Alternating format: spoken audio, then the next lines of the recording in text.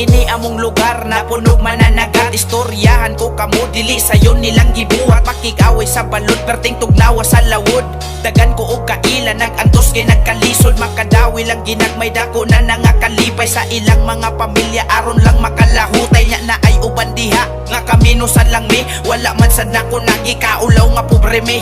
Lumad kong taga-baybay di na angay i-deny. Diri ko nagsugod og diri na ko mamatay. Wala na'y makapalaay kay busog na miskalipay. Maumbisa gasa ko padunggalan akong garbo sa baybay. Tunga simana sa lawod manguwa lang og isda. Dili pa gyud masiguro nga naa sila'y kuha na ay ubanon ilang anak padong slahod. Daron matabangan ng ginikanang nagkalisod. Dirira na sa baybay nimo makitaan. Dirira na sa baybay nimo madunggan. Dirira na sa baybay nimo masayran. Pero nagpadayon gyapon mi nga kusgan. Dirira na sa baybay nimo makitaan.